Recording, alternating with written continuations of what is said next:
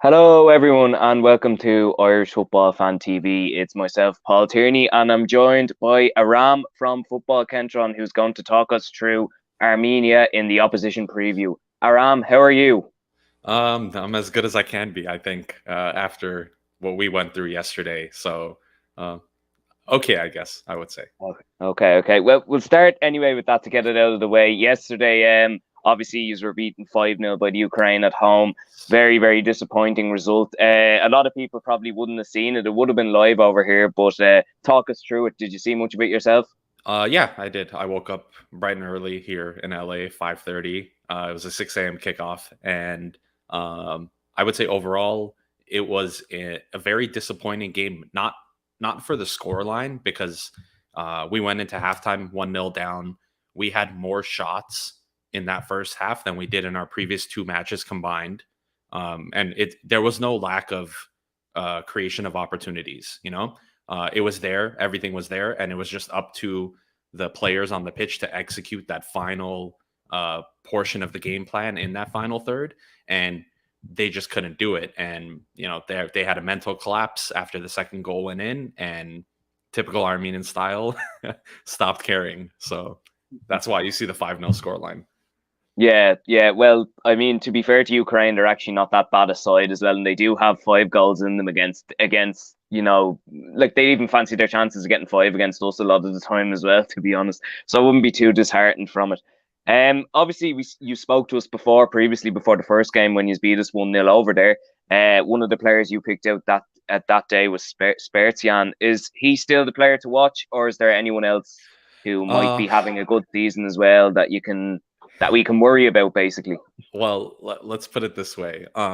Since the last time I spoke to you guys, he has been exponentially better. He started his club season out 10 games right now into the Russian Premier League. He has 8 goals and 3 assists. So 11 goal contributions in 10 matches. He is the top goal scorer. He is top goal contributor in the league. He turned down a move to, I believe it was Monaco. He was in talks with Monaco and briefly with Bayer Leverkusen because he wants to go to a bigger club. So he is at this point fresh because he was suspended for the game against Ukraine alongside our captain Haroyan. So he'll be coming in this game fully knowing that he's going to have the most influence on it. So in terms of players to watch, I would definitely say it is still him. If I was to pick one player, yes. Yeah, definitely. And anyone else having a good season? Where are most of your players playing as well? It's a mixed bag right now. We have our champions of the Armenian Premier League, Punic, have qualified for the Conference League. So we have a core three players: David Yurchenko, our goalkeeper. We have Dashian, who is a right winger who scored both the Conference League goals or two of the Conference League goals for Punic. And we have Hovannes Harutyunyan, who's a 23-year-old central midfielder who can come in and do something magical off the bench. So those three players right now are playing in European competition. So I would say they're people definitely to watch out for. And of course, someone that's back in the squad now after a long absence due to injury is Columbus Crew midfielder Lucas Zalarayan, who is, of course, if you're ever stateside or ever discuss the MLS, he's always up there in the top 5 players in the league. So in terms of danger, I would say those players. And then, of course, there's Tigran Barseghian, who plays for Slovan Bratislava and is playing in European competition this season as well. He is always a hit or a miss. I would say is an 80-20 miss to hit ratio. But when he hits, he hits. So you guys should hope that it is not a Tigran Barseghian day. Yeah, yeah.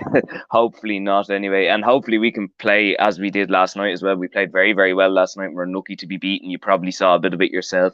Yeah. Um we just one more question I have to ask. Since Henrik Mkhitaryan has retired, has it been a bit difficult on some of the players as well? He has retired, hasn't he, from international football?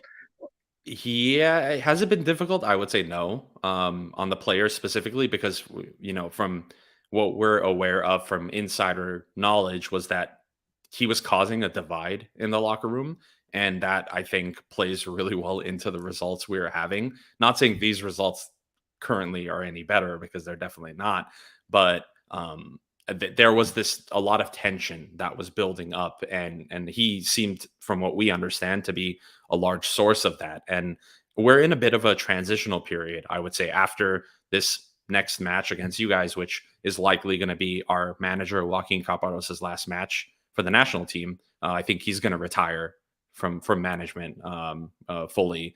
We're going to be in a transitional period. We have a ton of young players now that are slowly working their way through, their club sides. Namely, I would say Zalarayan, who just actually loaned out to CSKA Sofia in Bulgaria, a side that I think isn't in European competition because they just fell slightly short. But it's going to be a transition period. We have a lot of players in their 30s. Bayramyan is in his 30s. Dashian, Grigoryan, Yurchenko. And we're going to be looking to shift away from those old guard and usher in a new generation of players. And I think it's long overdue. Brilliant. CSKA Sofia actually beat one of our teams, St. Patrick's Athletic, in the qualifying rounds, and it was a very, very contentious decision that they got to put them through in the end. I was going to say something else there. I can't remember. Just on the campaign so far as well, we'd look at this and be fairly disappointed. We've only won one Nations League game ever, which I think is absolutely shocking. But would you be disappointed so far after such a great start in the opening game against ourselves? Look, Paul, realistically, going into this Nations League campaign, our goal was to stay up. That's it. Mm-hmm. Doesn't matter how or why. Our goal was to get up. And speaking internally at Football Kentron, and I think in the little crowds of Armenian football supporters, there was a general consensus and a general understanding that if we do the double on Ireland, that's good enough to stay up. And that was always the thought going into this. We thought, if we can nick a draw against Ukraine or nick a draw against Scotland, luckily, cool, great, we'll take it. But in terms of expectation, it wasn't there. So if you ask any Armenian, has this Nations League campaign panned out how you thought it would? The answer would be, yeah, pretty much. Mm-hmm. Wow, that's madness. I think, considering how good a start you've had, we're very disappointed. I'm not going to lie. I'm always disappointed with the Nations League since it started. I just feel we haven't taken it very seriously, to be honest. Now, he plays strong teams, Stephen Kenny, but even under Martin O'Neill in the first campaign, we just and it's such a good opportunity for countries like ourselves as well to guarantee a playoff spot. If you think about it, look how Scotland got to Euro 2020. Look how Macedonia, North Macedonia. Exactly. And look at even Georgia now winning the group in I think it's League C as well. They're flying. And I've seen Georgia plenty of times playing over here, and they are not the best side. Yous are miles ahead of Georgia anyway, that's for sure. Well, but yeah. We've recently got the better of Georgia, of our neighbors. We were actually in their Nations League group, and that's the one that we won promotion from. We had Georgia and North Macedonia in that group, and we edged them both out to get promotion. And Georgia's going to get better. Let me tell you that. I don't know if you've been watching them lately, but they have a gem of a player, Kvitska, who plays in Napoli now, just transferred there. He's been on fire. Their goalkeeper plays in Spain. They're working their way through. They're going to be a very, very good side very soon. But I agree. I mean, the Nations League has been a wonderful opportunity for other teams, the not A-League teams, let's say, to get those spots, because we were one win away from being in North Macedonia's place in the Euros. And that's a crazy thought. We dropped stupid points, and that could have easily have been us. And I think and the countries that had the good mentality going in, the Georgias, the North Macedonias, are the ones that capitalized on those opportunities and took them, and they are going to benefit from it long term. Yeah, definitely 100%. And hopefully in the next campaign, we can both kind of kick on, and whether one of us is going to be in League C, hopefully not us, hopefully yourselves. But we will talk about that after Tuesday. Right, we move on to the game anyway. Tuesday evening, 7:45, the Aviva. What do you think the chances are of you getting a result? We've played very well, but it hasn't been. We're not the most confident the sides a lot of the time throughout a lot of parts of the game. So, What are your thoughts? What do you think? I've been thinking about this a lot since yesterday, and I've come to the miscellaneous number of 30%. And I say that because of our results, we don't have the benefit of a draw being good to us. that you guys have that because you had a win and a draw. So in terms of that, and we don't get that head-to-head bonus that we would have gotten if we were tied on points, because now we can't be tied on points. 30%, and we have to go for a win. We don't really have a choice. I mean, if we could sit back all game, but that's not going to help us. We need a goal. A draw doesn't help us. And I think it's going to come down to a couple things. I think it's going to come down to wing play, which I said wasn't important in the first game, but I think it's going to be very important in this game. And tempo is the second thing. We tend to play worse when it is a slower tempo. When the opposition has the ball and they take their time building up, we crack.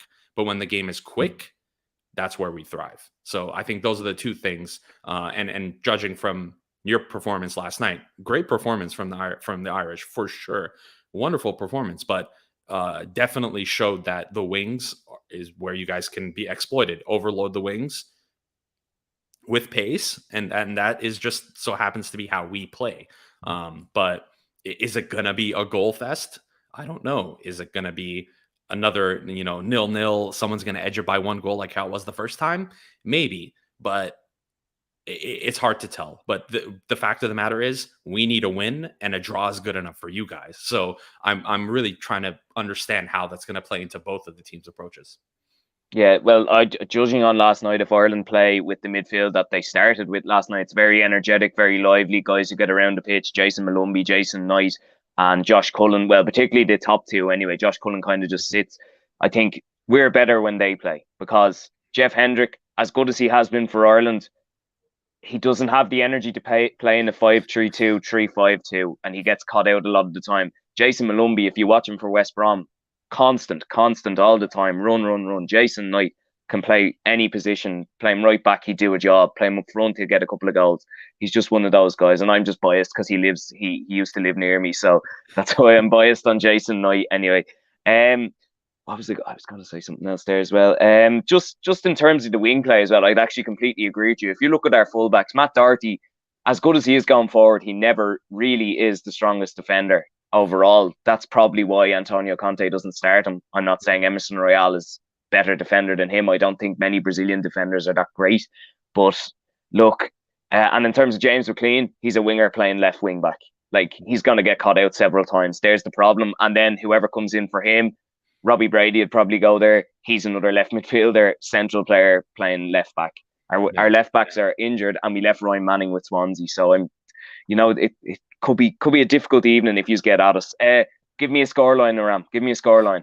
I don't know. It could be 3-0 your way. It could be 3-0 our way. I don't think it's going to be a close game one way or another. I don't think it's going to be as tight as it was in the first one. I'm anticipating one of our two teams being mentally stronger than the other and taking full advantage of that. Now, at this moment in time, our team, in terms of mentality, it's been shot. It's been taken out on the backyard and it's been shot. I mean, our country is going through a lot of things. Our football is on the back of most people's minds. We're not thinking about it. So I wouldn't be surprised, based off of what I've seen in our performance against the Ukraine, if they play anything like that. I don't know. We're going to see a very energetic first 15 minutes. I could tell you that, because that's how we play. Very, very energetic starts. But if we start to dwindle off too quickly after those first 15 minutes and we shut off, it could be a big scoreline. So if that's what it really comes down to, whose confidence gets blown out first. Yeah, I think with Ireland as well, and one thing you could be confident with is that when they're forced to have the ball a lot of the time, they do kind of struggle. Like it's kind of like Manchester United at the minute. They struggle when they have to have possession of the ball. You see, when they beat Liverpool there a couple of weeks ago, they didn't have much of the ball, and it suited them. I think with Ireland, it's a similar kind of thing. If they're forced to play, and I think if Armenia stop them playing, it's going to be a tough night at the Aviva. I'm going myself. I've seen many tough nights at the Aviva, and I'm looking forward to going, because I always look forward to going. But sometimes with international football, it's just such a game of chess. And I am confident though. I think 3-1 maybe, but I was confident last night and I was proved wrong in the end. So yeah, it's a tough one to call. It is a tough one. This is I believe our second time going to the Aviva Stadium. The first time was in 2011. Was that Euro I was at that 2012? as well. Yeah, Was at that that as game well. is and I spoke to this in the previous preview. Infamous in the Armenian circle, that match, because if there's one game that we could point to and say it went to shit after this, it's that game. and we've had our fair share of very, very bad luck, and we're somehow still here. We're somehow still in it, and that's what really matters at the end. I think these set of players are very, very capable. I mean, we have left off good players from this roster. Sargis Adamian, who plays for FC Köln, a European player, plays in the Bundesliga. He's a striker. We lack strikers. He's not on the team sheet because he had a falling out with the manager. Very stupid reason. Very, very stupid reason. But this set of players that we have here is a bit of a mixed bag. But we do, I would say, have very, very good players that are ready to come on. There is going to be changes. I would say at minimum 4 changes to our lineup. Mostly in the defense, it'll go for sure. And I do anticipate handing you guys possession and playing on the counterattack. That's the way to do it with Ireland, unfortunately. we do not do well when we have the ball. Even though we have some lovely footballers in the team, it's just the way. We're the same way. I mean, we had a hard time breaking down Liechtenstein. Even with Henrik Mkhitaryan on our team, we had something 70% possession, 30-something shots, 20-something crosses, and we couldn't break them down. But they look lost. You know, Man City looks like they're in their element when they're in the 18-yard box area. We don't. We look like we're lost. We're struggling. We're in the middle of nowhere. So, yeah. I understand you on that one. Yeah, well, I think I saw a stat there last night. Our top scorer under Stephen Kenny is Callum Robinson with 6, and those were in 2 games. Oh no, he got 1 against Gibraltar, I think, but one was a hat-trick against Qatar in a friendly, and one was a double against Azerbaijan in the last qualifying. So, like, I mean, we're both lacking goals, I think, to be honest, and it was disappointing last night that Troy Parrott couldn't take that chance and we couldn't get a few more. And you even look at, like, our defender, John Egan, scores again. Like, he scored nearly half the goals in the last while. Shane Duffy, the same thing. So it's craziness. Nathan Collins scored against Ukraine. It's always the bloody defenders with Ireland anyway. But just we'll finish off on this one. You probably don't know already, but is there any injury concerns for yourself? Because I haven't heard anything myself. We probably won't hear till tomorrow, though. No, we don't have any injuries. We don't have any suspensions. Everyone is fresh. Everyone's ready to go. Like I said, Spertian and Haroyan are going to be fit, fresh, and ready for this game. I think maybe Makoyan, who started as captain.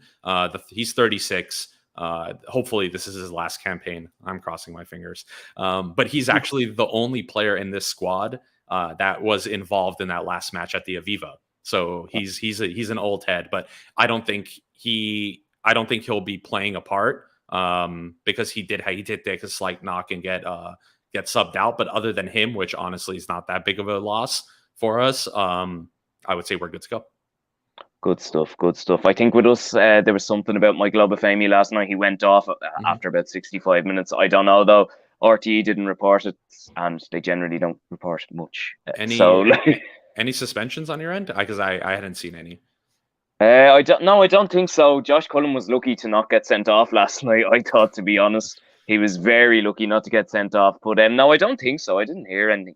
See, you usually don't hear it until the day before a game as well. And yeah, look, anyway, Aram, thank you very much for this. It was a pleasure to talk to you again. And guys, thanks very much for watching. Come on, Ireland. And you're going to say, come on, Armenia. Come on, Armenia. Yeah, and look, maybe we'll be talking again soon in one of the next campaigns. You know, we never know, but it's been a pleasure having you on. Thank you. Likewise. Thanks, Paul. Good luck, but not too much luck. Thanks, guys. Thanks, Aram. See you again soon.